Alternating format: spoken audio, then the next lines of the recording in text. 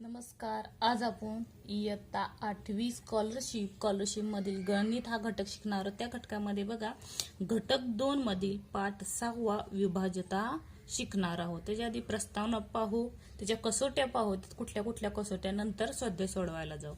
बघा पहिला, एखाद्या संख्येला पूर्ण भाग जात असेल, कोणतीही संख्या असेल म्हणजेच बाकी शून्य होते, म्हणजे त्यांना भाग घालवला असता बाकी काय उरते, शून्य उरते असेल तर त्या भाज्याला विभाज्य व भाजकाला विभाजक म्हणतात. कोणतीही एखादी संख्या घ्या. बघा 25 भागिले 5. आता 25 ला भाग घालवण्याआधी अगोदर भाज्य कशाला म्हणतात, भाजक आणि बाकी हा भाग बघू. हा काय झाला 25, हे काय झाला भाज्य झाला. 5 हा ही भाजक आहे आणि बाकी बघा 5 5 25. बाकी किती राहिली, शून्य. बाकी शून्य राहिली, हे काय राहिली बाकी झाले. आता ह्याच्यात काय सांगितलंय, भाज्याला काय म्हणतात विभाज्य आणि भाजकाला विभाजक म्हणतात. त्यानं भाग घालवलेला आहे, बरोबर आहे का. 5 ने कितीला, विभाज्यला 25 ला. आता दुसरा बघा, नंतर बघा दुसरा, दोन संख्यांच्या गुणाकारातील एकक स्थानाचे अंक हा त्या संख्येतील एकक स्थानच्या अंकातील गुणाकारातील एकक स्थानाचा अंक असतो. काय सांगते, दोन संख्यांचा गुणाकार, कोणत्याही दोन संख्या घ्या. उदाहरणार्थ 473 गुणुले 17. आता एकक स्थानचा अंक कुठला आहे, इथं 7 आहे आणि इथं 3 आहे, बरोबर आहे का. आता 7 गुणुले 3 काय सांगत आहे बघा, एकक स्थानचा अंक त्या संख्येतील एकक स्थानच्या अंकाच्या गुणाकारातील एकक स्थानचा अंक असतो. आता 7 गुणुले 3 किती येतं, 21 येतं. तर ह्याच्या एकक स्थानी काय येतो, 1 येतो आणि ह्याचा पूर्ण गुणाकार करून बघा किती येतो ते. बघा गुणाकार करून 17 त्रिक 51, 51 असे हातचे 5 आले. 17 सक्क 17 सत्ते 19 असे 19 आणि 5 24, 24 ची 4 राहिले 2. 17 चोक 68, 68 2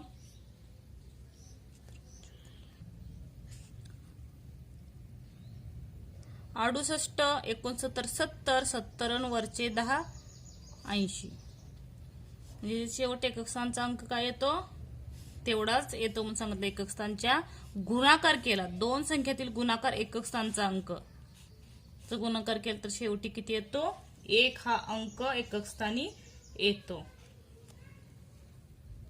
नंतर बघा तिसरा घटक विभाज्यतेच्या कसोट्या. पहिलं त्यातलं ए बघा 2 4 8 च्या कसोट्या. 2 च्या अगोदर पाहू. आता 2 ची कसोटी आपल्याला माहिती आहे, अगोदरही झालेला आहे. ज्याच्या शेवटी एकक स्थानचा अंक 0 2 4 6 8 हे अंक एकक स्थानी असतील. कुठे हे अंक एकक स्थानी असतील तर त्या संख्येला काय 2 ने निशेष भाग जातात. तर कोणतीही संख्या घ्या, त्याच्या शेवटी एकक स्थानी किती पाहिजे, 0 2 4 6 8. आता बघा 5362. तर ह्या संख्येला तुम्ही 2 ने भाग द्या, म्हणजे पूर्ण भाग जातो. बे के बे, बे दोन्ही 4 राहिला 1, बे सक 12 राहिला 1, बे 8 16 आणि बे के म्हणजे पूर्ण भाग जातो. त्या संख्येच्या एकक स्थानी काय येतो, 0 2 4 6 8. ह्या कोणत्याही संख्या असतील तर 2 च्या त्या काय असणार आहे, 2 च्या कसोटीत मोजतात आणि 2 ने निषेध भाग जातो. आता दुसरं बघा 4 ची कसोटी. यात बघा ज्या संख्येतील कोणतीही संख्या असेल एकक व दशक स्थान, एकक व दशक स्थानच्या कुठल्या बघा एकक व दशक स्थानच्या अंकांनी तयार होणाऱ्या संख्येला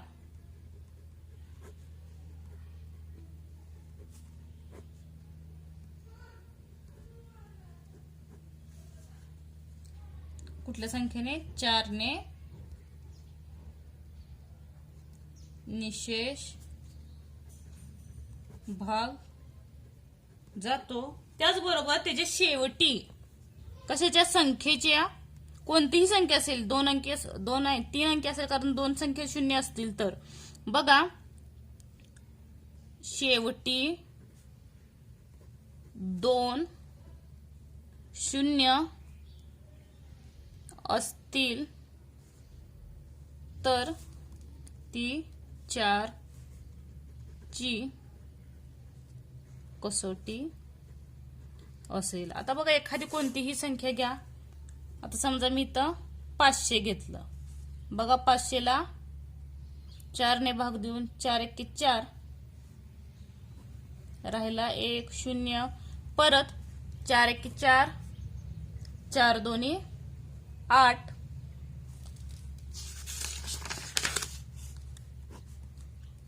10तून 8 गेले 2 0 राहिला 0 4 पंचे 20 म्हणजे काय होतं 2 शून्य असतील शेवटी एकक व दशक स्थानी तर त्या संख्या 4 ने निषेध भाग जातो. 8 ची तशीच आहे इथं एकक दशक होतं. बघा इथं काय येईल ज्या संख्येतील एकक दशक व शतक स्थानाच्या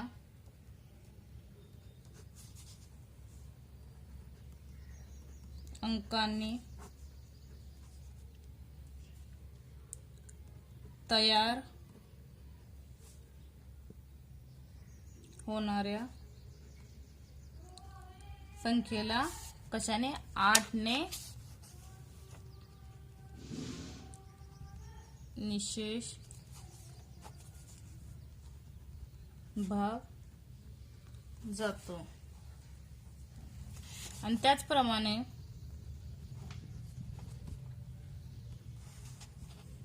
संख्येमध्ये 4च्या कसोटीत कसे होते 2 शून्य होती. आता 8च्या कसोटीमध्ये संख्येमध्ये शेवटी 3 शून्य म्हणजे एकक दशक शतक स्थानी 3 शून्य असतील तर ती संख्येला 8 ने निशेष भाग जातो. आता कोणतीही संख्या घ्या शेवटी 3 शून्य असतील. बघा 45,000 3 शून्य आहेत. बघा ह्याला भाग घालून कितीने 8 ने 8 पंचे 40 8 एके 8 8 पंचे 40 राहिले 5 परत 8 पंचे 40 8 संग 48 म्हणजे 2 राहिले 8 एके 8 8 दोन्ही 16 राहिले 4 आणि परत 8 पंचे 40 म्हणजे पूर्ण भाग जातो. शेवटी जर 3 असतील तर लक्षात ठेवा 3 शून्य लक्षात ठेवा. 4च्या कसोटीत 2 शून्य असतील तर निषेध भाग जातो. 8च्या कसोटीमध्ये शेवटला 3 शून्य एकक दशक व शतक स्थानी 3 शून्य असतील तर ते 8 ने निशेष भाग जातो. नंतरची कसोटी बघा दुसरी बी 3 6 9 ची कसोटी. त्यातली पहिली ए बघा 3 ची कसोटी ज्या संख्येतील सर्व अंकांच्या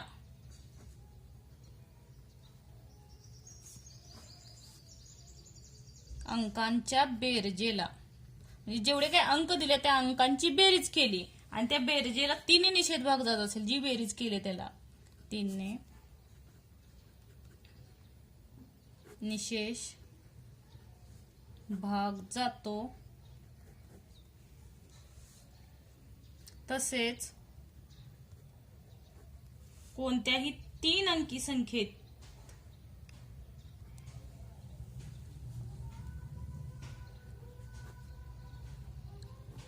तीन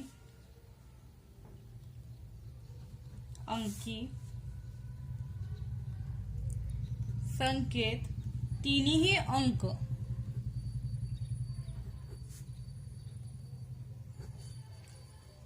काय असतील, समान असतील. म्हणजे जे काय अंक दिले ते 3 अंक दिले असेल, तिन्ही अंक एक समान असतील, तर त्या संख्येला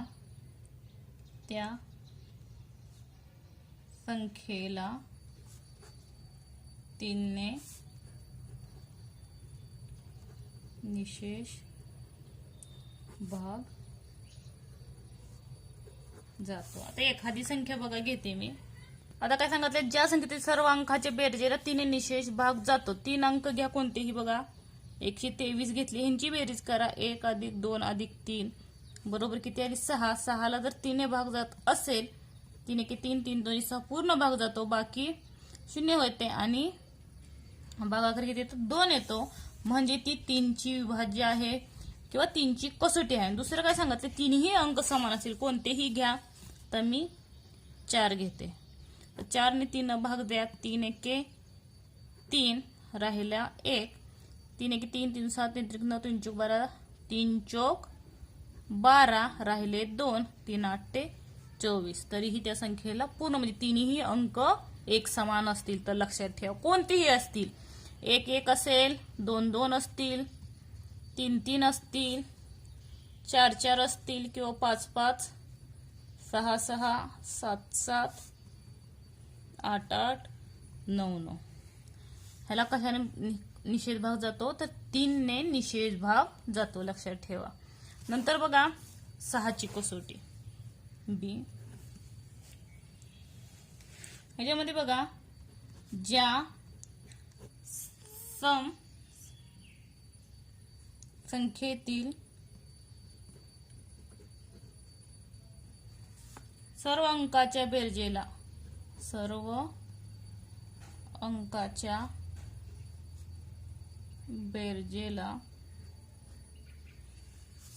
3 ने निषेध भाग जातो, त्या संख्येला 6 ने निषेध भाग. म्हणजे ज्या समसंख्या असतील, लक्षात ठेवा, समसंख्या कुठल्या, 2 असेल, 4 असेल, 6 असेल, 8 असेल, ह्या काय झाल्या, समसंख्या झाल्या. संख्येतील सर्व अंकांचे बेरीज, ह्याची जर बेरीज केली तर त्याला 3 ने निषेध भाग जात असेल, भाग गेला तरच ती काय असेल, 6 च्या निषेध भाग जातील किंवा 6 ची कसोटी असेल. ह्याच्यावरून एखादी संख्या घ्या बघा, 4 6 2 घेतली, ह्यांची बेरीज केली, 4 + 6 + 2, 6 4 10 10 2 12, 12ला 3 ने भाग घालवा, 3 चौक 12.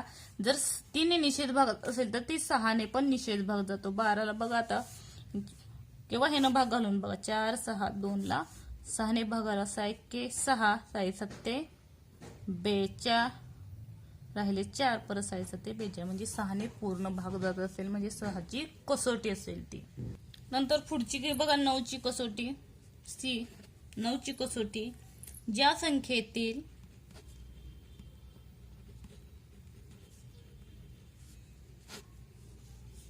सर्व अंकांच्या बेरजेला, ह्याच्या सुद्धा सर्व अंकाची काय करायची, अंकांच्या बेरजेला 9 ने निषेध भाग जातो, त्या संख्येला 9 ने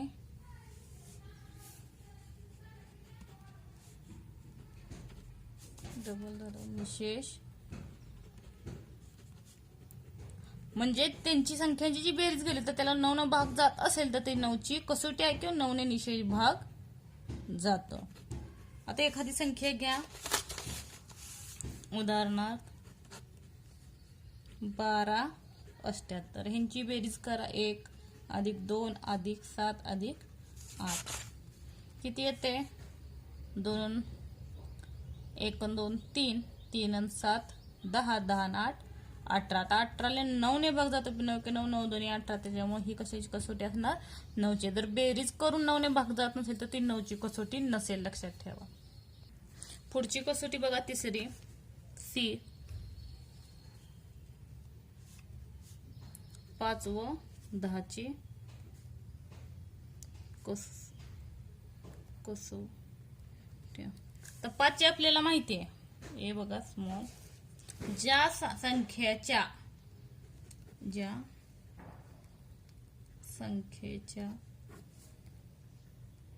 कुठल्या एकक स्थानी म्हणजे शेवटी एकक स्थानी 0 किंवा 5. आपण 5 चा जरी पाडा घेतला 5 10 15 20 25 30 35 40 45 50 म्हणजे शेवटी काय दिसून येतं? 0 किंवा 5 दिसून येतं.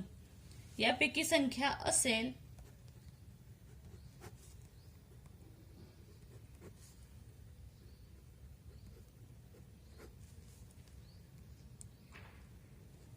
त्या संख्येला 5 ने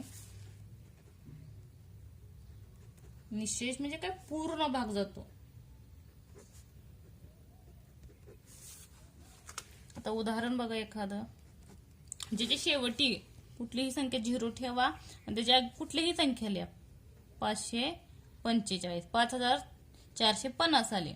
त्याला जर तुम्ही 5 ने भाग दिला तर ह्या संख्येला काय जातो? पूर्ण भाग जातो. 5 1 5 परत 0 5 9 45 आणि 5 0 0 म्हणजे पूर्ण भाग जातो. नंतर बघा तर 545 घ्या. शेवटला 5 आहे. 5 1 5 एक संख्या म्हणजे 0 5 9 45 म्हणजे त्या संख्येला शेवटी 0 किंवा 5 म्हणजे एकक स्थानी 0 किंवा 5 असेल तर ती 5 ने निशेष भाग जातो. आता 10 ची आपल्याला माहिती 0 असेल शेवटी एकक स्थानी तर ती 10 ने निशेष भाग जातो. ज्या संख्येच्या एकक स्थानी 0 अंक असतो त्या संख्येला काय 10 ने निशेष भाग जातो. उदाहरण बघा एखादं 90 घेतलं तर त्याला 10 ने भाग आला. 10 1 10 10 9 90 म्हणजे त्याला पूर्ण भाग जातो. त्याची शेवटी फक्त 0 असेल, लक्षात ठेवा. नंतर बघा डी 4 7 ची कसोटी. आता 7 च्या कसोटी बघा दिलेल्या संख्येतील एकक स्थानाची दुप्पट म्हणजे एकक स्थानी जो अंक दिलाय त्याचे दुप्पट करायची. दुप्पट ही उरलेल्या अंकांनी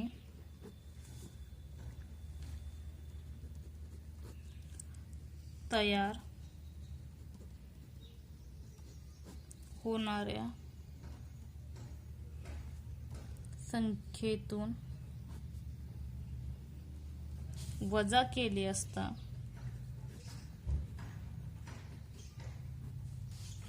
वजाबाकी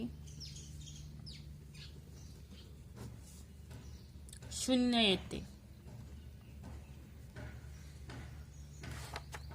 किंवा 7ने विभाज्य असेल तर त्या संख्येला 7ने निशेष भाग जातो. म्हणजे बघा, दिलेल्या संख्येतील एकक स्थानचा जो अंक आहे त्याच्यात दुप्पट करायची आणि राहिलेले जे काही अंक आहेत त्या अंकातून काय करायची, जी दुप्पट आले ती वजा करायची. ते बाकी जर शून्य येत असेल किंवा 7ने विभाज्य असेल तर त्या संख्येने 7ने निशेष भाग जातो. आता उदाहरण बघा एखादं, 16, 17. आता हे जे एकक स्थानचे अंकाचे दुप्पट करायचे, एकक स्थानी अंक कुठला आहे 7. 7 गुणिले 2 म्हणजे दुप्पट करायचे म्हणल्यावर 14 आलं. तर राहिलेले अंक कुठले आहेत 161. बघा, उरलेल्या अंकांनी तयार होणाऱ्या संख्येतून कुठलाही संख्या तयार होतील 161 तयार झाली. काय करायची, वजाबाकी करायची. वजाबाकी केली तर किती येतं बघा, 11तून 4 गेले 7, परत हातचा घेतला तास 6तून 2 गेले 4 आणि 1, 147 आलं. बाकी शून्य उरते किंवा काय सांगितलं त्याने 7ला भाग घालून बघा, 7 एके 7, 7 दोन्ही 14 आणि 7 एके 7 म्हणजे पूर्ण भाग जातो. बरोबर आहे का? तर त्या संख्येला काय म्हणलं जातं, 7ने निशेष भाग जातो असं म्हणलं जातं. नंतर 5वं ई बघा, 11ची कसोटी. बघा, ह्याच्यामध्ये एखाद्या संख्येतील समस्थानांच्या अंकांची बेरीज, म्हणजे त्या अंकात म्हणजे जे काही अंक दिलेले असेल त्याच्या सम जे असतील त्या सम अंकांची बेरीज करायची. समस्थानांच्या अंकांची बेरीज आणि व विषम स्थानांच्या अंकांची बेरीज यामधील फरक 0 किंवा 11च्या पटीत असल्यास 11ने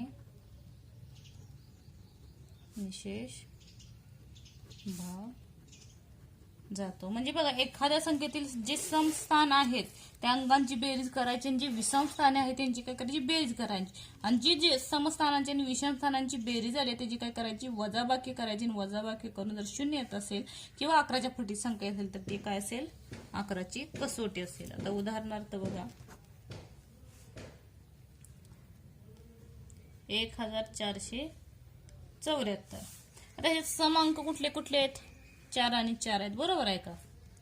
सम संख्यांची बेरीज, नंतर काय करायची, विषम संख्यांची किंवा अंकांची बेरीज. आता सम कुठले आहेत, 4 अधिक 4 बरोबर 8. परत विषम कुठला, 1 आणि 7 आहे म्हणजे 1 अधिक 7 बरोबर 8. फरक म्हणल्यावर वजाबाकी करायची. वजाबाकी करून 0 राहत असेल तर ते 11ने निशेष भाग जातो. आता बघा, 1474 भागिले 11, 11 एके 11 राहिले 3, 11 त्रिक 33 राहिले 4, 11 चोक 24 म्हणजे ते काय असेल, 11ने निषेध भाग